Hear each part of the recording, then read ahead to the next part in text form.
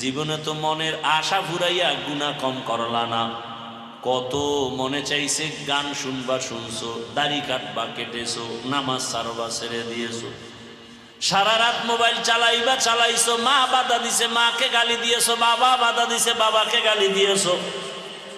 মোবাইলকে কেন্দ্র করে কত সন্তানেরা মাকে কষ্ট দিয়া কাঁদাইছো, মোবাইলকে কেন্দ্র করে কত সন্তান বাবারে কাঁদাইছো। কত ছাত্র মোবাইলের আপন বানাইয়া শিক্ষকের সাথে বেয়াদবি করেছো রে বাবা। এখনো সময় আছে, তওবা করে নাও। কোন দিন মরণ হবে জানা নাই।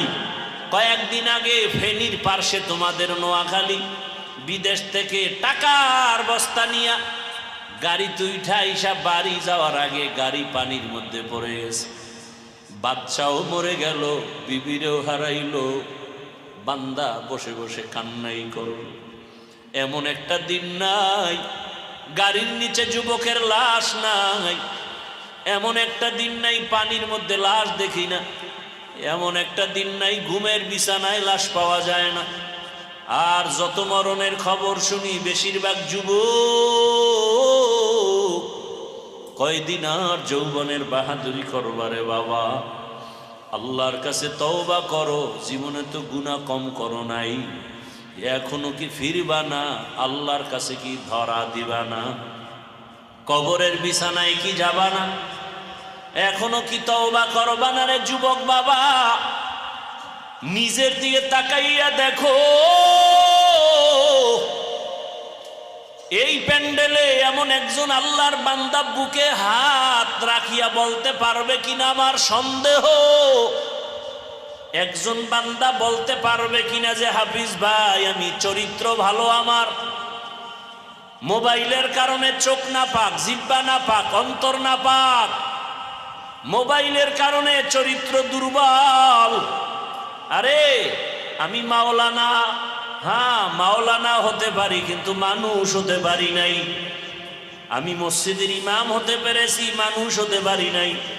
মানুষ যদি জানতো আমি সারা রাত মোবাইল চালাই, আমার বয়ান কেউ শুনতে আসতো না রে বাবা। মানুষ যদি জানতো ইমাম সাহেব হুজুর মোবাইল চালায় সারা রাত, মুসল্লিরা আমার পেছনে নামাজ পড়তো না, দোয়ার জন্য আসতো না। কতটা ভক্তি নিয়ে কত বুড়ারা পানি পরা নেয়, হুজুর একটু পানিতে দম করে, আমার ঘরে অসুস্থ রোগী আপনার দমে সুস্থ হয়ে যাবে। কতটা মোহাব্বত করে। কিন্তু আল্লাহ জানে, ও হাফিজুর রহমান, মানুষ তোরে এত সম্মান করে, এই সম্মান তুই টাকা দিয়ে কামাই করতে পারো নাই। আমি তোরে এত সম্মানের চেয়ার দান করেছি। তোর মা বাবার পেছনে দোয়া, তোর শিক্ষকের দোয়া আছে, তোর পেছনে আলেম ওলামার দোয়া আছে। বল, তোর মা বাবা যে তোরে দোয়া কইরা সম্মানের জায়গায় বসাইছে, মা বাবারে কি দিছো? শিক্ষকেরে কি দিছো? ওলামায়ে কেরামেরে কি দিছো? আমি আল্লাহ যে তোরে এত নিয়ামত দান করছি, বল আমারে কি দিছো? বরং তোর মায়ও জানে না, বাবাও জানে না, আলেমরাও জানে না, আমি আল্লাহ জানি তুই সারা রাত ঘরের দরজা লাগায় কি করেছো। আমি আল্লাহ জানি তোরে মানুষ মাওলানা বলে, আমি জানি তোর গুনার কারণে হাতটা না পাক, আমি জানি গুনার কারণে তোর জবানটা না পাক, তোর অন্তর না পাক। যদি তোর মা বাবায় জানতো তুই মোবাইলে গুনাহ দেখো, তোর মা বাবায় ঘর থেকে নামায় দিত। ওরে আলেম ওলামারা যদি জানতো তুই সারা রাত মোবাইলে গুনাহ দেখো, তোরে কেউ চেয়ারে বসতে দিত না। আমি আল্লাহ জানার পরেও কেন তোর সম্মানের চেয়ার থেকে ফালাইয়া দেই নাই। ইন্না আউয়ালা বাইতু উযিআ লিন-নাস লাল্লাযী বিবাক্কাতা মুবারাকান ওয়া হুদা, মুবারাকান ওয়া হুদাল লিল আলামিন।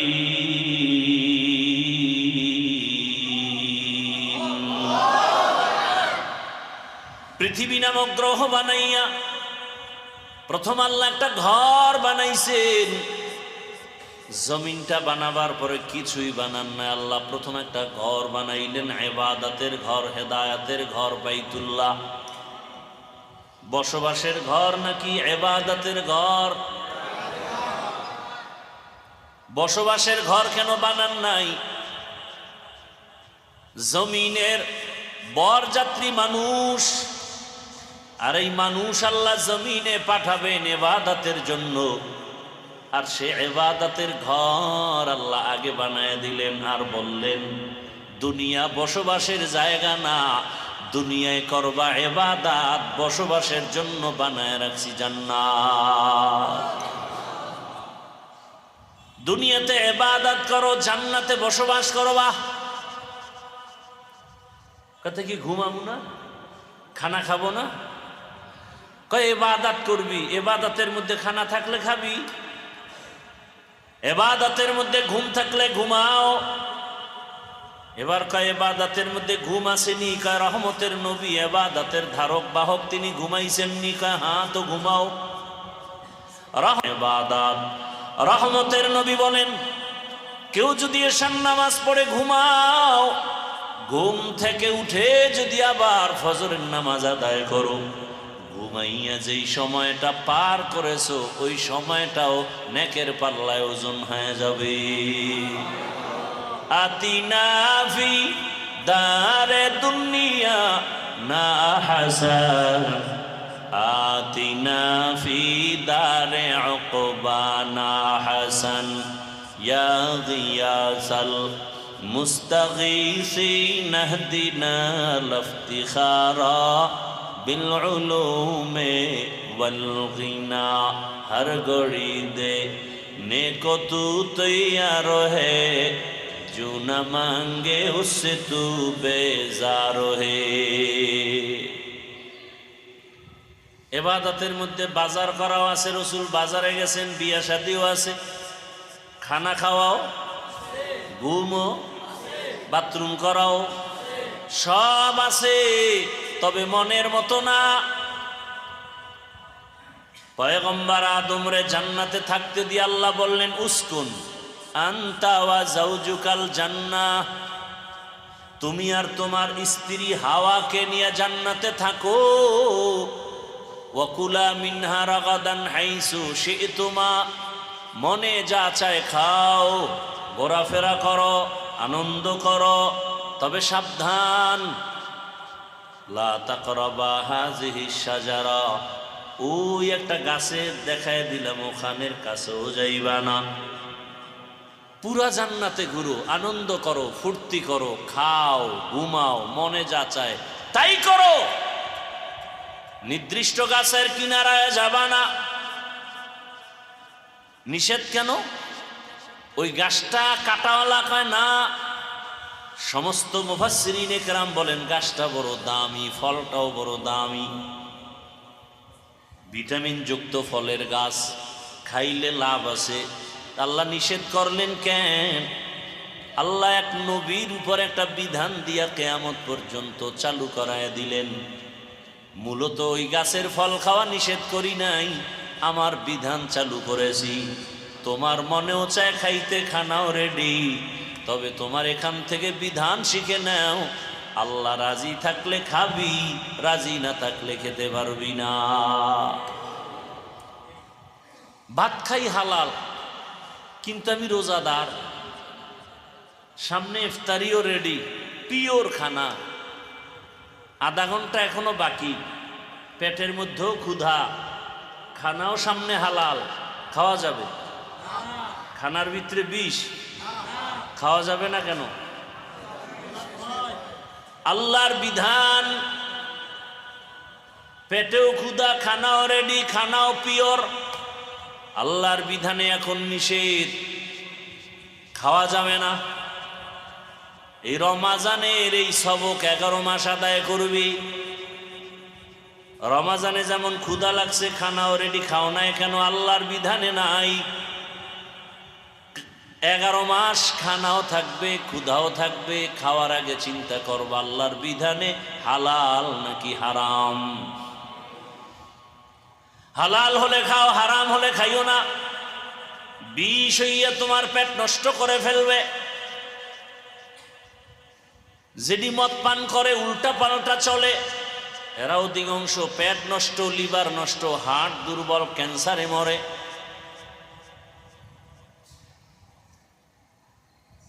এজন্য আল্লাহ পাক বিধান কায়েম করলেন।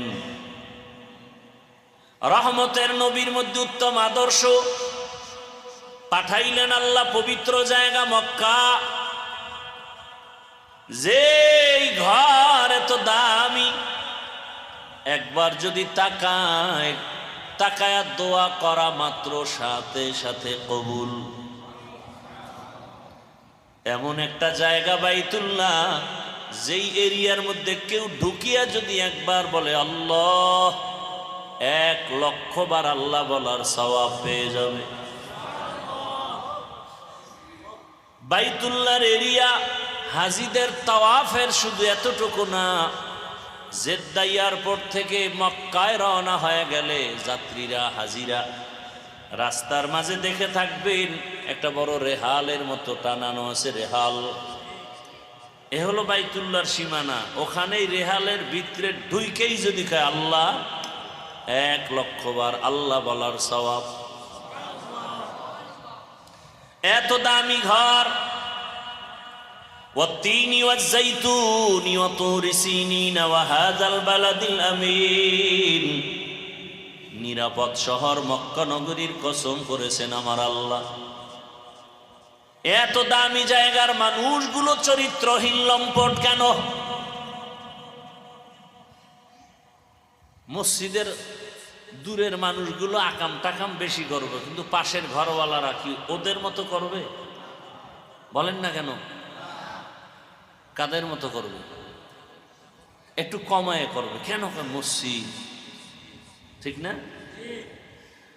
অন্যান্য দেশের মানুষ দুনিয়ার অন্যায় করবে, মক্কার পাশের মানুষগুলো একটু কম করবে, কিন্তু ইতিহাস বলে পৃথিবীতে ওদের মতো লম্পট চরিত্রহীন আর কোথাও ছিল না। কারণ কি? ওরা এত খারাপ কেন? নারী আর পুরুষ উলঙ্গ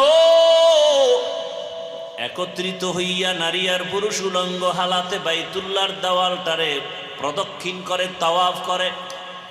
নারী আর পুরুষ একসাথে উলঙ্গ কেন? কয় আমগো জামা কাপড় নাপাক, কি নাপাক কাপড় নিয়ে বাইতুল্লাহর পাশে যাওয়া যাবে না। অতি ভক্তি চোর। পাগড়ি বান্ধা সওয়াব না? কথা কেন? তো লঙ্গি খুললে বান্ধে লাগবেন। বাইতুল্লাহ পবিত্র এই মনে কইরা লঙ্গি টঙ্গি থুইয়া বাইতুল্লাহ যায় তওয়াব করতে। এত বড় ইতর দেখায় ভক্তি, হইতেছে মারাত্মক অপরাধ। পাগড়ি বান্দার সুন্নত আদায় করতে গিয়া ফরজ বাদ দিলে হবে? এজন্য রাসূল বলছেন, সাবধান, লা তুতরুনি কামা আতরাতিন নাসারা ঈসা ইবনে মারইয়াম। এই অতিভক্তি চোরের দল। ঈসা নবীর একদল ভক্তি করতে করতে করতে করতে হঠাৎ করে কয়, ঈসার যেহেতু বাবা নাই, আল্লাহই বাবা। তোমরা যারা আমারে বেশি ভক্তি করো, খবরদার, করতে করতে আল্লাহর সমান করিও না, কারণ আমার আল্লাহ এক। কেমন এক? সমানও আল্লাহর মতো কেউ নাই, উপরেও কেউ নাই। আছে? নিচে আছে। এই আবেগ আল্লাহর নিচে নাই। না পারলে চুপ থাকবে। আল্লাহর সমান কেউ নাই, উপরেও কেউ নাই। আছে কি? নিচে। আল্লাহর সমান কেউ আছে মনে করার নাম শিরিক। আল্লাহর উপরে আছে মনে করার নাম শিরিক। আল্লাহর মতো আছে মনে করার নাম শিরিক। যারা মনে করবে তাদের নাম মুশরিক। মুশরিকদের জন্য জান্নাত হারাম। ওমান ইউশরিক বিল্লাহ ফাকাদ হারামাল্লাহু আলাইহিল জান্নাহ। শিরিক যারা করবে তাদের জন্য জান্নাত হারাম। ফালা নুকিমু লাহুম ইয়াউমাল কিয়ামাতি ওয়াজনা। কিয়ামতের ময়দানে শিরিক ওয়ালাদের আমল ওজনও করা হবে না। মারাত্মক অপরাধ।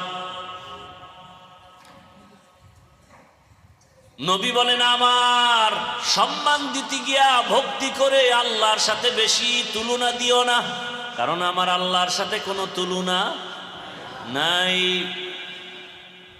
আল্লাহর সাথে কোনো তুলনা আছে? আলহামদুলিমান কদ্দারা খাইরান ওয়া খাবালা আশ-শুকরু লিমান সাওয়ারা হুসনান ওয়া জামালা ওয়াশ-শুকরু লিমান সাওয়ারা হুসনান ওয়া জামালা ফরদুন সামাদুন আন সিফাতিল খালকি বারিউন রব্বুন আযালিয়ুন খালাকাল খালকা কামালা রব্বুন আযালিয়ুন খালাকাল খালকা কামালা লা জিদ্দা ওয়ালা নিদ্দা ওয়ালা হাদ্দা লিমাওলা আল আনা কামা কানা ওয়া লাম ইয়ালকা যাওয়ালা আল আনা কামা কানা ওয়া লাম ইয়ালকা যাওয়ালা। আল্লাহর মতো কেউ নাই, আল্লাহর গুণের মতো কারো গুণ নাই, আল্লাহর ক্ষমতার মতো কারো ক্ষমতা নাই। আল্লাহ যেই পাওয়ারে গায়েব জানেন ওই পাওয়ারে কেউ গায়েব জানে না পৃথিবীতে। আল্লাহ যেই ক্ষমতায় গায়েব জানেন ওই ক্ষমতায় আর কেউ গায়েব জানে না। কেউ যদি মনে করে জানে সে মুশরিক, মুশরিকের জন্য জান্নাত হারাম। আল্লাহ যেই পাওয়ারে যেই ক্ষমতায় গায়েব জানেন ওই ক্ষমতা কারো আছে? মনে করলে মুশরিক। ভাইরা আমার, মক্কার মানুষ কতটা চরিত্রহীন। কোন পশু জবে দিয়া রক্তটা বাইতুল্লাহর দেওয়ালে মাখে বরকত। আল্লাহ বলেন অতি ভক্তি দেখাবি না, লাইয়ানালাল্লাহু লুহুমুহা ওয়ালা দিমাউহা ওয়ালাকিন ইয়ানালুহুত তাকওয়া মিনকুম। তোমার রক্ত গোশত আমার কাছে দাম নাই, দাম তোমার অন্তরের তাকওয়া। তুমি দাও কেন, পশু জবে কেন করো? তোমার অন্তরের কি হালাত আমি তোমার অন্তর দেখা বিচার করি। দুনিয়াওয়ালারা উপরের জাহিরি হালাত দেখে বিচার করে, আর আমি ভেতরেরটা দেখা বিচার করি। ক্বালা রাসূলুল্লাহি সাল্লাল্লাহু আলাইহি ওয়া আলিহি ওয়াসাল্লাম ইন্নাল্লাহা লা ইয়ানজুরু ইলা সুওয়ারিকুম ওয়া আমওয়ালিকুম ওয়ালাকিন ইয়ানজুরু ইলা কুলুবিকুম ওয়া আমালিকুম। আল্লাহ তাআলা উপরের হালাত দেখে বিচার করেন না। এ কারণেই তো পয়গম্বরের একজন সাহাবী আবু হুরায়রা রাদিয়াল্লাহু আনহু বিবরণ দিচ্ছেন, কিয়ামতের ময়দানে সবার আগে তিন ব্যক্তি জাহান্নামে যাবে। সবার আগে জাহান্নামে তিনজন ব্যক্তি যাবে। কেমন তিন ব্যক্তি? যাদেরকে দেখিয়া দুনিয়ার বিবেকওয়ালারা বলবে এরা বিনা হিসাবে জান্নাতি। দুনিয়ার বিবেকবানরা বলবে এরা জান্নাতি বিনা হিসাবে, কিন্তু রসুল বলেন জাহান্নামে যাবে এরা সবার আগে। এর মধ্যে প্রথম ব্যক্তি হলো ইসলামের পতাকা উড্ডীন করনেওয়ালা যোদ্ধা, যুদ্ধের ময়দানে গলা কাটা শহীদ। কিয়ামতের ময়দানে আল্লাহ ডাকবেন আর বলবেন এর শিকল লাগায় জাহান্নামে নিয়ে যাও। দ্বিতীয় হবে আলেম, এই মাওলানা ডাকবে আয়, ফেরেশতা জাহান্নামের শিকল লাগায় জাহান্নামে নাও। তৃতীয় ব্যক্তি হবে মাদ্রাসা মসজিদে দান করনেওয়ালা দানবীরে ডাকবে, টাকাওয়ালাই দিবে। অনেক কথা হবে মাঝখানে, বলার সময় নেই। আল্লাহ বলবে ফেরেশতা এই নাফরমানের শিকল লাগায় জাহান্নামে নাও। কারণের মধ্যে আমি তো মানুষ জানে উপরেরটা, আমি তো ভিতরের খবর জানি। মাওলানা না বললে মেজাজ গরম হয়ে যাইত, পোস্টারের নাম বড় করে না দিলে মেজাজ গরম, আল্লামা না লেখলে দাওয়াত আর হয় না।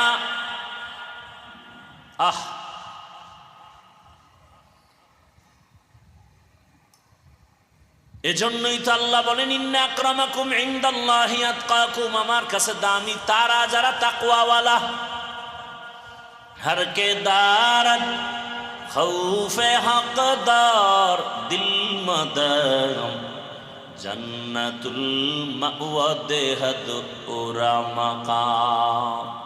খারাপ লাগতেছে আপনাদের? এক এক ফুলের এক এক ঘ্রাণ, এক একজন এক এক লাইনে বয়ান করে। সবাই গরম বয়ান করলে নরম বয়ান করবে কে? সবাই দুনিয়া নিয়ে টেনশন করলে আখেরাতের চিন্তা করবে কে? কবর হাসর জান্নাত জাহান্নামের বয়ান কে করবে?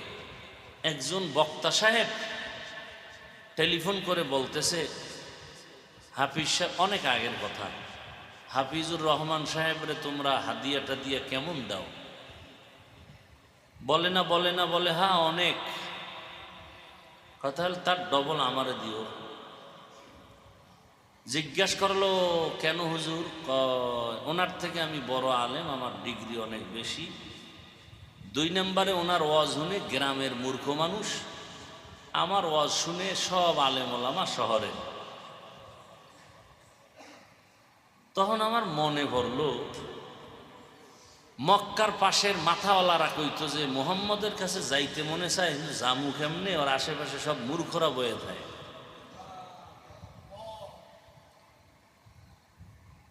অথচ রহমতের নবী বলেন কিয়ামতের ময়দানে আমি মুহাম্মদ কি চাই? ও দয়ার মালিক, গরিবী হালাতে আমারে বাঁচাইও, গরিবী হালাতে আমারে মরণ দিও, হাসরের ময়দানে গরিবদের সাথে আমারে উঠাইও। ও গরিব, বড় লোকের 500 বছর আগে তুমি জান্নাতের মধ্যে চলে যাইবা। সাধারণ মানুষের কথা ঠান দিলে বহু আইসা যায়। মক্কার পার্শ্বে রহমতের নবী মাথাওয়ালাদের নিয়ে বয়ান করতেছেন, দিলের তামান্না যদি কালেমা পড়ে তো ইসলামের লাভ। হঠাৎ করে পেছন থেকে এক 3rd ক্লাসের ব্যক্তি, মানে আমগো ভাষায় আল্লাহর কাছে তো মর্যাদা বেশি, নরমাল এক ব্যক্তি, অন্ধ সাহাবী আব্দুল্লাহ ইবনে উম্মে মাকতুম আসছেন পিছন থেকে, হালকা আওয়াজে সালাম দিছেন।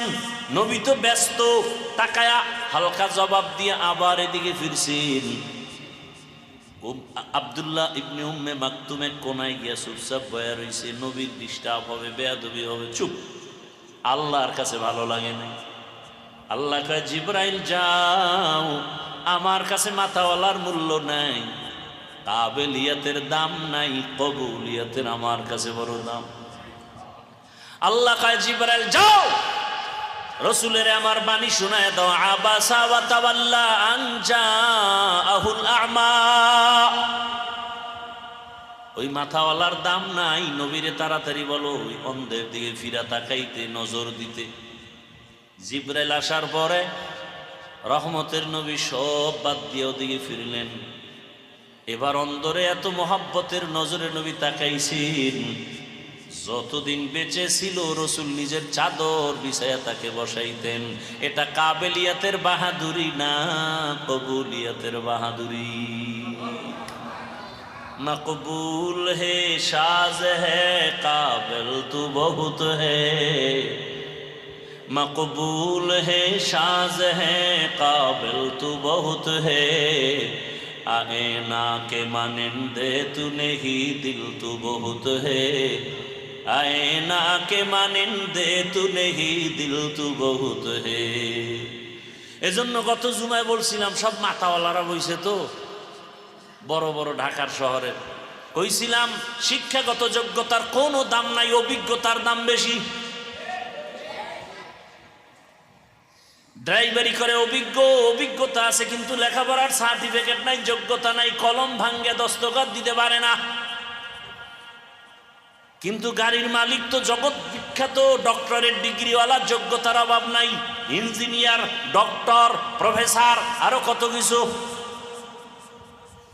সিটের মধ্যে বসে আছে, রাস্তার মাঝখানে হাই রোডে গিয়া গাড়ি বন্ধ হয়ে গেছে। মূর্খ ড্রাইভার কয় স্যার গাড়ি বন্ধ, স্টার্ট উঠে না, কি করি?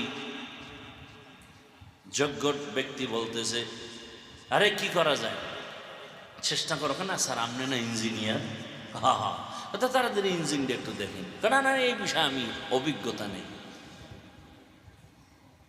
কথা হলে কি করা? একটা পথ আছে, 1 কিলোমিটার পরেই একটা হসপিটাল আছে, গাড়ি ঠিক করার গ্যারেজ। আপনি ড্রাইভিং সিটে বসেন, এবার এটার ধরে রাখবেন স্টার্টিং, আমি পিছন থেকে ধাক্কায় ধাক্কায় 1 কিলোমিটার নিয়ে যাই।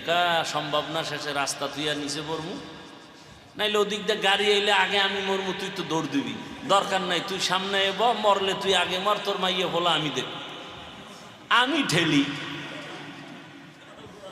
এবার মূর্খ ড্রাইভারের বসাইয়া যোগ্যতাওয়ালা পিছন দিয়ে ধাক্কাইতেছে গাড়ি।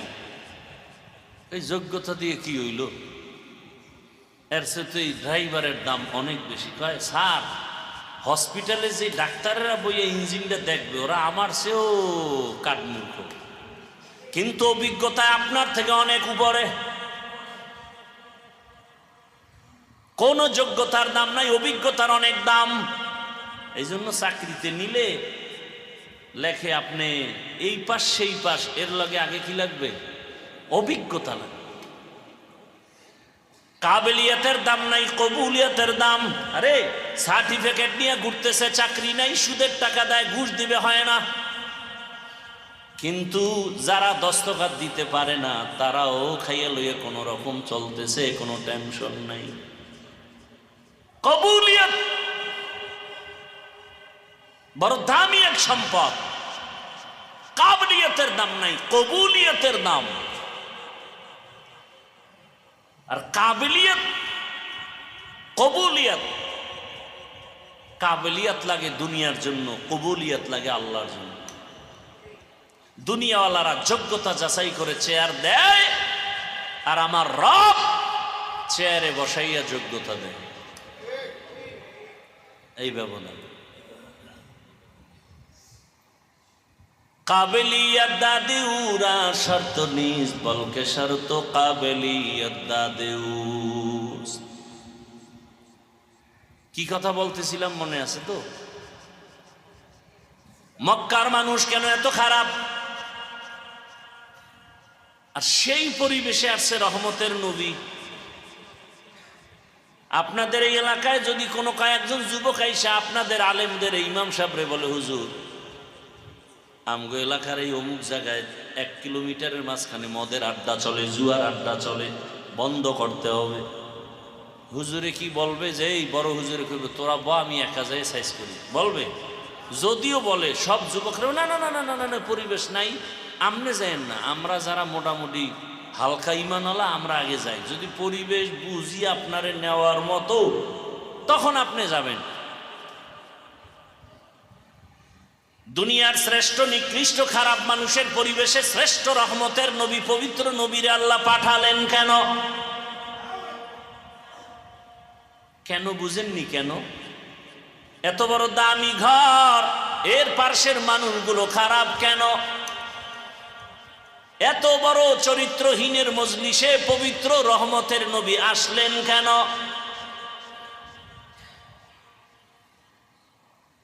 আসা মাত্রই পরিবর্তন, জুলুম বন্ধ হয়ে গেল। রসুলের আশা নিয়া ইতিহাসবিদদের মাঝে বহু মতভেদ আছে। রবিউল আউয়াল নাকি অন্য মাস নিয়া, তারিখ নিয়া মতভেদ। তবে আমি মূল কয়টা কথা বলে যাই, ভালো করে মনে রাখবেন, পারলে ব্যানার করে টানায় রাখবেন, পেস্টুন করবেন। একটা পেস্টুন করতে 200-300 টাকা লাগবে, করে রাখবেন, লাভ হবে। রবিউল আউয়াল আসলে রহমতের নবীর জন্মের আলোচনা হয়, তাও তারিখ মাস কমতেছে, আলোচনাও কমতেছে, দোকানের মিষ্টিও ঠান্ডা হইতেছে। অথচ রহমতের নবীর আলোচনা তো 1 মাসের জন্য না, কিয়ামত পর্যন্ত চলবে, প্রতিদিন চলবে, প্রতি রাত চলবে, প্রতি বয়ানে চলবে, কিয়ামতের ময়দানেও চলবে। রসুল আসার আগেও চলতেছে রহমতের গুণগান, নবীর গুণগান। বেঈমানের মুখেও নবীর গুণগান, মুমিনের জবানেও নবীর গুণগান, আসমানেও নবীর গুণগান, জমিনেও নবীর গুণগান, জঙ্গলের প্রাণীর মাঝেও রসুলের গুণগান, গর্তের পিপিলিকার মাঝেও রসুলের গুণগান। এমন একজন নবী আমার, শুধু রবিউল আউয়ালে আলোচনা চলে জন্ম মোবারক, আর কোনো খবর নাই। আর ব্যানার টানায় মিলাদুন্নবী, তাও শুধু মিলাদুন্নবী না, লেখে ঈদে মিলাদুন্নবী। আবার বড় করে লেখে সকল ঈদের ঈদ, ঈদে মিলাদুন্নবী। বাড়াবাড়ি করার কি দরকার? ইসলাম বাড়াবাড়ি পছন্দ করে না, ইসলাম শান্তি চায়। এগুলো নিয়ে আমি বলতে চাই না, বিতর্ক বাড়াতে চাই না, কারণ এতে হেদায়াত কম। কারণ এই বাংলাদেশে যত দ্বিমুখী ডিবেট হয়েছে, বহাস হয়েছে, তওবা করে নাই। বাতিল হে হাজারবার দুর্বল হইয়াও আমি জিতে গেলাম। এজন্যই বিতর্কিত কথা বলার দ্বারাও ফায়দা নাই, করার দ্বারাও ফায়দা নাই। তবে কয়েকটা মূল কথা আপনারা জীবন মনে রাখবেন। রবিউল আউয়ালে আমরা রসুলের শানের ব্যাপারে কয়েকটা বাক্য ব্যানারে ব্যানারে লেখা দেখতে পাই। রসুলকে যারা সম্মান করেন, এই কথাগুলোকেও সম্মান করতে হবে। রসুলের সম্মানের ব্যানারে একটা বাক্য দেখি মিলাদুন্নবী, আর একটা বাক্য দেখি সিরাতুন্নবী, আর একটা বাক্য লেখা দেখি দাওয়াতুন্নবী, আর একটা বাক্য লেখা দেখি ওয়াফাতুন্নবী। এই যে চারটা বাক্য, মিলাদুন্নবী অর্থ আমাদের সুপরিচিত নবী, শ্রেষ্ঠ নবীর জন্ম মোবারক। সিরাতুন্নবী অর্থ আমাদের সুপরিচিত নবী, শ্রেষ্ঠ নবীর জীবন আদর্শ। দাওয়াতুন্নবী অর্থ আমাদের সুপরিচিত নবী, শ্রেষ্ঠ নবীর তাবলীগ দাওয়াত। ওয়াফাতুন্নবী অর্থ আমাদের সুপরিচিত নবী, শ্রেষ্ঠ নবীর ইন্তেকাল। এই যে চারটা শব্দ বা বাক্য বললাম, এই চারটা বাক্য আমার রসুলের বেলায় ব্যবহার হয়, আর পৃথিবীর কারো বেলায় ব্যবহার করা জায়েজ নাই। মিলাদুন্নবী আমার নবীর সম্মানের বাক্য, সিরাতুন্নবী আমার নবীর সম্মানের বাক্য, দাওয়াতুন্নবী আমার নবীর সম্মানের বাক্য, ওয়াফাতুন্নবী আমার নবীর সম্মানের বাক্য। এই চারোটা শব্দকে, চারোটা বাক্যকে, রসুলকে যারা সম্মান করবে, এই রসুলের শানের এই বাক্যকেও সম্মান করতে হবে। যদি কেউ কোনো একটা বাক্যকে বাঁকা নজরে দেখে, ওর ঈমান বাঁকা, ওর আমল বাঁকা, ওর জান্নাত বাঁকা, ওর দুনিয়া বাঁকা, ওর আখেরাত বাঁকা, ওর কপাল পোড়া।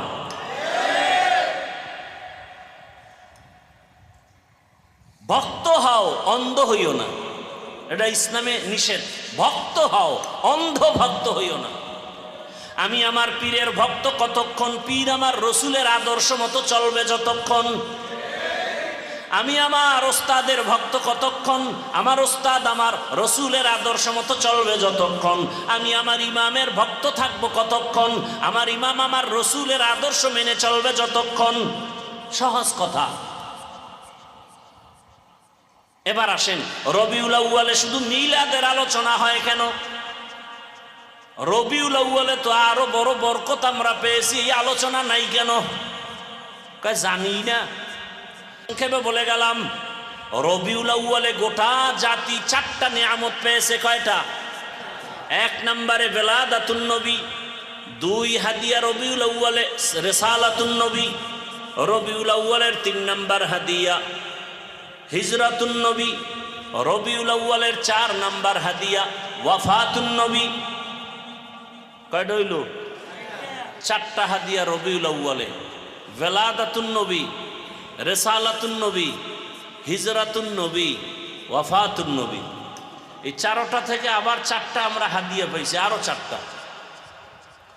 বেলাদাতুন নবী থেকে হাদিয়া পেয়েছি আজাদিয়াত। রিসালাতুন নবীর হাদিয়া হলো শরিয়াত। হিজরাতুন নবীর হাদিয়া হলো নুসরাত, ওয়াফাতুন নবীর হাদিয়া হলো নিজামে খেলাফত। এই চারটা হাদিয়া আলোচনা করব না ওদিকে। শুধু মিলাদ নিয়ে আলোচনা কেন? রেসালাতের আলোচনা কই, হিজরতের আলোচনা কই, ওয়াফাতের আলোচনা কই? এখান থেকে আমরা কি পাই? সারা জীবন আলোচনা করলে শেষ হবে। অন্ধ ভক্ত হওয়ার কারণে আমাদের মাঝে এই দূরত্ব। যারা একজনকে মাথার মুকুট মনে করে, অন্যজনকে বাতেল মনে করে, যদি হিংসার কারণে হয়, নফসানিয়তের কারণে হয়, তো কবিরা গুনাহ হবে। রহমতের নবী কি নিয়ে আসছেন? উত্তম আদর্শ। মক্কার নগরীতে নবী আসা মাত্রই পরিবর্তন শুরু হয়ে গেল। নবী আসছেন, এখন জুলুম চলবে না। আবু লাহাব তার দাসীকে মুক্ত করে দিল, স্বাধীন, আজাদিয়াত, মুক্ত স্বাধীনতা শুরু হয়ে গেল, জুলুম বন্ধ হয়ে গেল। নবী আসার আগে মক্কা নগরীর মধ্যে চলতেছে, কন্যা পছন্দ করে না, বিধবা নারী পছন্দ করে না। যেই বাবার ঘরে কন্যা আসে, বাবা নিজে গলা টিপে মেরে ফেলে, লজ্জায় বাজারে যায় না। নারীদের পছন্দ করে না আরবের মানুষ, বিধবাদের পছন্দ করে না আরবের ওই নষ্ট চরিত্রহীনেরা। রহমতের নবী আসছে, এখন তো এই জুলুম চলতে দেয়া যায় না। এখন তো নবী যখন আসছেন তখন তো অন্য অন্য মায়ের গর্ভেও বাচ্চা ছিল না? ছিল। মেয়ে আসলেই তো বাবায় মেরে ফেলবে। রসুল আসছেন আর কন্যা হত্যা হবে, এটা ইতিহাসের কলঙ্কের দাগ পড়ে যাবে। আল্লাহ কুদরতি ভাবে সব মায়ের বাচ্চাগুলো গর্ভের মধ্যে ছেলে বানায় দিয়েছে। কাদেরে কুদরতু দারি বরকামাল, আনতা রব্বি আনতা হাসবি জুল জালাল, তুহি কাদের জলিলুল্লাহ জাহাদাত, বহর হালে তুহি মেরা নিগাহদার। কন্যা হত্যা বন্ধ হয়ে গেল। বিধবা নারী সমাজের বোঝা। রহমতের নবী কেমন এক আদর্শের নবী আমার। সব নবী রাসূলদের মধ্যে আমার নবী আলাদা। আল্লাহ যেমন এক, মাখলুকাতের মধ্যে আমার রসুল তেমন এক। আল্লাহ খালেক হিসাবে এক, যার তুলনা নাই। আমার রসুল মাখলুকাতের মধ্যে এক, এমন দামি যার কোনো তুলনা নাই। আল্লাহ খালেক এমন দামি, যার জীবনে মিথ্যা নাই। মাখলুকাতের মধ্যে রসুল এমন দামি, যার জীবনে কোনো মিথ্যা নাই। আছে? আমার আল্লাহ খালেক হিসাবে এতটাই শ্রেষ্ঠ, যার জীবনে গালাগালি নাই। আমার আল্লাহর গালি নাই। মাখলুকাতের মধ্যে আমার রসুল এমন দামি, যার জীবনে একটা গালি নেই। কেমন আমার নবী! আল্লাহ তো তার স্পেশাল করে বানাইছেন। তার মেধাটাও তো সারা দুনিয়ার থেকে আলাদা। সেই নবীর 25 বছরের যৌবন শক্তিটা কেমন! সেই সময় আল্লাহ পাকের আইন হয়ে গেল, রসুলের ভরা যৌবন 25 বছরে বিবাহের পা রাখলেন। 2 জন স্বামী বিদায়ের পরে তৃতীয় রহমতের নবী এমন একজন বিধবা নারী, একাধিক সন্তানের মা হয়েছে আগেই। নাম কি? খাদিজাতুল কুবরা রাদিয়াল্লাহু আনহা। বয়স কত? রসুলের 25, শ্রেষ্ঠ নবী, ভরা যৌবন, বিবাহ করলেন, বিধবা, 2 স্বামী চলে গেছে, একাধিক সন্তান হয়েছে, বয়সও 40। রসুল আল্লাহর ইশারায় বিধবা এই খাদিজাতুল কুবরাকে বিবাহ করে আরবের চরিত্রহীনদের কালিমা লিপন করে দিলেন। ইসলাম নারীর মর্যাদা দিতে পারে, আর কেউ পারে না। দুনিয়ার সব ধর্মে নারীর উপরে করেছে জুলুম, ইসলাম দিয়েছে নারীর অধিকার। আর কেউ দেয় নাই। আর আমগো দেশে মিছিল লয়ে নামে আম্মা জানেরা অধিকার আদায়ের জন্য, ইসলাম অধিকার দেয় নাই। আর এর সাথে আবার সাপোর্ট দেয় দেশের কিছু লম্পটেরা, চরিত্রহীনারা। আল্লাহর জাতের কসম, ইসলাম ছাড়া নারীর আর অধিকার সম্মান কেউ দেয়নি, সবাই করেছে জুলুম।